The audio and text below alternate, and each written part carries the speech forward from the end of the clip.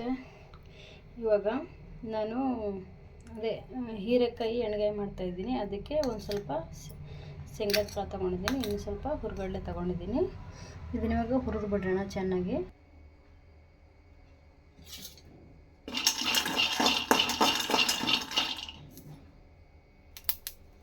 ಸ್ವಲ್ಪ ಹುರಿದಿದೆ, ಇವಾಗ ಇಷ್ಟಾದರೆ ಸಾಕು, ಜಾಸ್ತಿ ಏನು ಹುರಿಯೋದು ಬೇಡ. ಹುರ್ಗಡ್ಲೆ ಒಂದು ಸ್ವಲ್ಪ, ಅದನ್ನು ಸ್ವಲ್ಪ ಹುರಿದ್ಬಿಡೋಣ.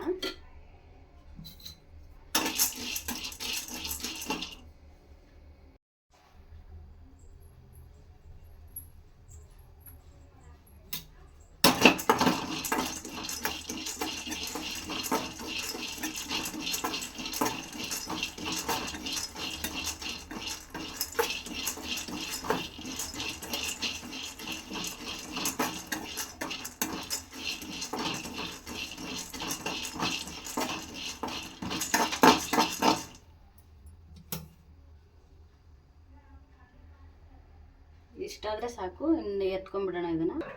ಇವಾಗ ಇದು ಹುರ್ಗಡ್ಲೆ ಮತ್ತು ಶೇಂಗಾ ಹಾಕ್ಕೊಂಡಿದ್ದೀನಿ. ಇವಾಗ ಸ್ವಲ್ಪ ಕೊತ್ತಂಬರಿ ಸೊಪ್ಪು ಹಾಕೊಳ್ಳೋಣ. ಒಂದು ನಿಂಬೆಹಣ್ಣಿನಷ್ಟು ಹುಣಸೆ ಹಣ್ಣು ಹಾಕೊಳ್ಳೋಣ. ಆಮೇಲೆ ಒಂದು ಗೆಡ್ಡೆ ಬೆಳ್ಳುಳ್ಳಿ ಹಾಕೊಳ್ಳೋಣ ಇದಕ್ಕೆ. ಆಮೇಲೆ ಖಾರ ಹಾಕೊಳ್ಳೋಣ ಇದಕ್ಕೆ ರುಬ್ಬಕ್ಕೆ. ಇದಿಷ್ಟೂ ಇವಾಗ ಮಿಕ್ಸಿಗೆ ಹಾಕ್ಕೊಂಡು ಬರೋಣ. ಇನ್ನೊಂದು ಟೊಮೆಟೊನೂ ಹಾಕೋಬೋದು ಇದಕ್ಕೆ. ಇವಾಗ ಒಂದು ಸ್ವಲ್ಪ ಇದಕ್ಕೆ ಟೊಮೆಟೊ ಹಾಕೊಳ್ಳೋಣ. ಒಂದು ಟೇಸ್ಟ್ ಸೂಪರಾಗಿ ಬರುತ್ತೆ. ಹುಳಿ ಚೆನ್ನಾಗಾದರೆ ಪಲ್ಯ ಇನ್ನೂ ಚೆನ್ನಾಗಿ ಬರುತ್ತೆ. ಇದು ಉತ್ತರ ಕರ್ನಾಟಕದ ಸ್ಪೆಷಲ್ ಆಗಿರುವ ಎಣ್ಗಾಯಿ. ಇದು ಮಾಡಿ ನೋಡಿ ನೀವು. ಇವಾಗ ರುಚಿಗೆ ತಕ್ಕಷ್ಟು ಉಪ್ಪು ಹಾಕೊಳ್ಳೋಣ.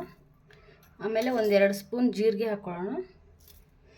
ಟೇಸ್ಟ್ ಚೆನ್ನಾಗಿ ಬರುತ್ತೆ. ಎಲ್ಲ ಇವಾಗೆ ರುಬ್ಕೊಳ್ಳೋವಾಗೆ ಹಾಕ್ಕೊಂಡ್ರೆ ಚೆನ್ನಾಗಿರುತ್ತೆ. ಅದಕ್ಕೆ ಈಗ ಇದನ್ನು ನುಣ್ಣಗೆ ರುಬ್ಕೊಂಡು ಬರೋಣ. ನೀರು ಸ್ವಲ್ಪ ಹಾಕೋಬೇಕು, ಜಾಸ್ತಿ ಹಾಕೋಬಾರ್ದು. ಇವಾಗ ಮಸಾಲೆ ರುಬ್ಬಿದ್ದೀನಿ, ನೋಡೋಣ ಹೇಗೆ. ನೋಡಿ, ಈ ರೀತಿ ಬರಬೇಕು. ಇಷ್ಟೊಂದು ಗಟ್ಟಿಯಾಗಿ ಇರಬೇಕದು, ಆಯಿತಾ? ಇವಾಗ ಇದನ್ನು ತುಂಬೋದು ಹೇಗೆ ಅಂತ ಹೇಳ್ಕೊಡ್ತೀನಿ ನೋಡಿ. ಇವಾಗ ಎಳೆ ಹೀರೆಕಾಯಿ ತೊಗೊಂಡಿದ್ದೀನಿ. ಇದನ್ನು ಮೇಲ್ಗಡೆಯಿಂದ ಈ ಥರ ಎಳ್ಕೊಂಬಿಡೋಣ ಫಸ್ಟು. ಇದನ್ನು ಎಳೆದ್ಬಿಟ್ಟು ಎಲ್ಲನೂ ಹೀಗೆ ಎಳೆದಿಟ್ಕೊಂಬಿಡೋಣ ಫಸ್ಟ್. ಇವಾಗ ನೋಡಿ, ಮೇಲ್ಗಡೆದೆಲ್ಲ ಸಿಪ್ಪೆ ಎಲ್ಲ ಎಳೆದ್ಬಿಟ್ಟು ಇಟ್ಟಿದ್ದೀನಿ. ಈ ರೀತಿ ಇಷ್ಟಿಷ್ಟು ಚಿಕ್ಕದಾಗಿ ಕಟ್ ಮಾಡ್ಕೊಳ್ಳಿ. ಇಷ್ಟಿಷ್ಟು ತುಂಡವಾಗಿ ಮಾಡ್ಕೊಂಡು ಇಟ್ಕೊಂಡಿರಿ ಫಸ್ಟು. ಈ ಥರ ಮಾಡಿ ಈಗ 4 ಭಾಗ, ಅಂದರೆ ಓಪನ್ ಮಾಡಬಾರ್ದು, ಹೀಗೆ ಇರಬೇಕು, ಆಯಿತಾ? ಹೀಗೆ ಇರಬೇಕು. ಎಲ್ಲನೂ ಪ್ರತಿಯೊಂದು ಹೀಗೆ ಮಾಡಬೇಕು. ಹಾಫು ಕಟ್ ಮಾಡಬೇಕು, ಪೂರ್ತಿ ಕಟ್ ಮಾಡಬಾರ್ದು. ಮಸಾಲೆ ತುಂಬಕ್ಕಾಗಲ್ಲ. ಆಮೇಲೆ ಎಲ್ಲನೂ ಹೀಗೆ ಮಾಡಿ ಇಟ್ಕೊಂಡ್ಬಿಡೋಣ ಫಸ್ಟು, ಆಮೇಲೆ ತುಂಬೋಣ.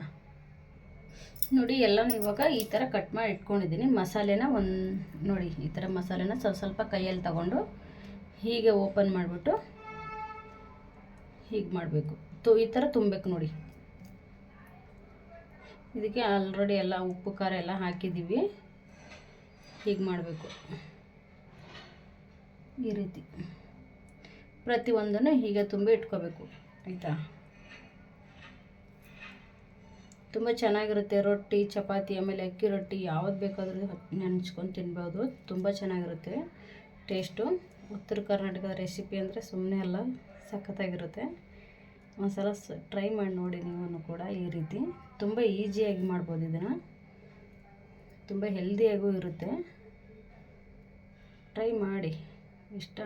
ವಿಡಿಯೋ ಇಷ್ಟ ಆದರೆ ಒಂದು ಲೈಕ್ ಕೊಡಿ, ಮತ್ತು ಎಲ್ಲನೂ ಹೀಗೆ ತುಂಬಿ ಇಟ್ಕೊಂಡ್ಬಿಡೋಣ, ಆಯಿತಾ? ನೋಡಿ, ಇವಾಗ ಈ ರೀತಿ ಎಲ್ಲನೂ ತುಂಬಿ ಇಟ್ಕೊಂಡಿದ್ದೀನಿ. ಹಾಗೆ ಒಗ್ಗರಣೆಗೆ ಒಂದು ಈರುಳ್ಳಿ ಕಟ್ ಮಾಡಿದ್ದೀನಿ, ಸ್ವಲ್ಪ ಕರಿಬೇವಿದೆ. ಇದು ಹೀರೆಕಾಯಿನೇ, ಒಂದು ಪೀಸ್ನ ಚಿಕ್ಕದಾಗಿ ಕಟ್ ಮಾಡಿ ಇಟ್ಕೊಂಡಿದ್ದೀನಿ, ಟೇಸ್ಟ್ ಚೆನ್ನಾಗಿ ಬರುತ್ತೆ ಅಂತ. ಇವಾಗ ಒಗ್ಗರಣೆ ಹಾಕ್ಕೊಳ್ಳೋಣ. ಒಂದು ಬಾಣಲಿ ಇಟ್ಕೊಂಡಿದ್ದೀನಿ, ಅದು ಬಿಸಿಯಾಗಿದೆ. ಇವಾಗ ಎಣ್ಣೆ ಹಾಕ್ಕೊತಿದ್ದೀನಿ. ಎಣ್ಣೆಗಾಯಿಗೆ ಎಣ್ಣೆ ಜಾಸ್ತಿ ಹಾಕಬೇಕು. ಹಾಗೆ ಒಂದು ಸ್ವಲ್ಪ ಸಾಸಿವೆ ಹಾಕೊಳ್ಳೋಣ. ಆಮೇಲೆ ಇನ್ನೊಂದು ಸ್ವಲ್ಪ ಜೀರಿಗೆ ಹಾಕೊಳ್ಳೋಣ. ಅದು ಚೆನ್ನಾಗಿ ಎಣ್ಣೆಲಿ ಫ್ರೈ ಆಗಲಿ. ಅದು ಎಣ್ಣೆಲಿ ಫ್ರೈ ಆಗ್ತಿದೆ ಅಂದಂಗೆ ಕರಿಬೇವು ಹಾಕೊಳ್ಳೋಣ. ಆಮೇಲೆ ಈರುಳ್ಳಿ ಮತ್ತು ಹೀರೆಕಾಯಿ ಥರ ಸ್ವಲ್ಪ ಸಣ್ಣ ಸಣ್ಣದಾಗಿ ಕಟ್ ಮಾಡಿಟ್ಕೊಂಡಿರೋದು ಅದನ್ನು ಹಾಕ್ಕೊಂಡು ಫ್ರೈ ಮಾಡ್ಕೊಳ್ಳೋಣ ನೀಟಾಗಿ. ಹೀಗೆ ಎಣ್ಣೆಗೆ ಫ್ರೈ ಮಾಡ್ಕೊಂಡಿದ್ದೀನಿ.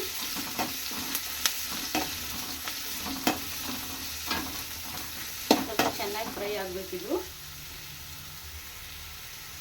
ನೋಡಿ ಇವಾಗ ಇದು ಅರ್ಧ ಫ್ರೈ ಆಗಿದೆ. ಇವಾಗ ಇದನ್ನು ತುಂಬಿಟ್ಕೊಂಡಿದ್ವಲ್ಲ ಹೀರೆಕಾಯಿನ ಮಸಾಲೆ ತುಂಬಿ ಅದನ್ನು ಹಾಕ್ಕೊಂಡು ಇದನ್ನು ಸ್ವಲ್ಪ ಫ್ರೈ ಮಾಡ್ಕೊಳ್ಳೋಣ. ಹೀಗೆ ನಿಧಾನವಾಗಿ ಫ್ರೈ ಮಾಡ್ಕೊಳ್ಳಿ. ಇದಕ್ಕೆ ಇವಾಗ ಉಪ್ಪು ಖಾರ ಎಲ್ಲ ಹಾಕಿದ್ದೀವಿ ಹುಳಿಯೋದು. ಇವಾಗೇನು ಬೇಡ, ಲಾಸ್ಟಲ್ಲಿ ಉಪ್ಪು ನೋಡ್ಕೊಂಡು ಹಾಕೊಳ್ಳೋಣ, ಬೇಕು ಅಂದರೆ ಹಾಕೊಳ್ಳೋಣ, ಇಲ್ಲಾಂದರೆ ಬೇಡ. ಇದು ಸ್ವಲ್ಪ ಹೀಗೆ ಫ್ರೈ ಆಗಬೇಕು.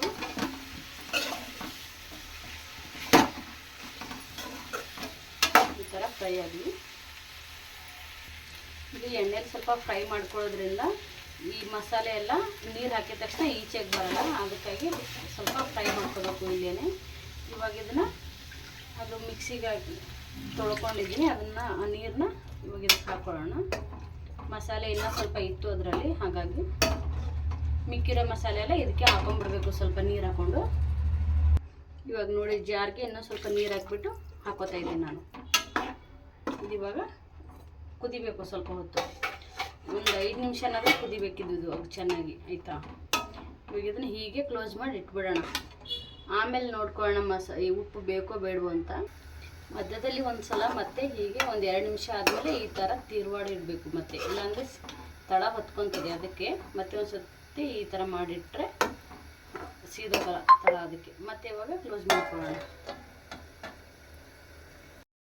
ಈ ಪಲ್ಯ ಹೇಗಾಗಿದೆ ಅಂತ ನೋಡಿ, ಈ ರೀತಿ ಬಂದಿದೆ. ಇವಾಗ ಸ್ವಲ್ಪ ಕೊತ್ತಂಬರಿ ಸೊಪ್ಪನ್ನ ಹಾಕೊಂಡ್ಬಿಡೋಣ ಮೇಲೆ. ಹೀಗೆ ಕೊತ್ತಂಬರಿ ಸೊಪ್ಪು ಹಾಕ್ಕೊಂಡು ನೀಟಾಗಿ ಮಿಕ್ಸ್ ಮಾಡ್ಕೊಂಬಿಡೋಣ. ಇವಾಗ ಒಂದು ಸರ್ವಿಂಗ್ ಬೌಲ್ಗೆ ಸರ್ವ್ ಮಾಡ್ಕೊಳ್ಳೋಣ, ಆಯಿತಾ.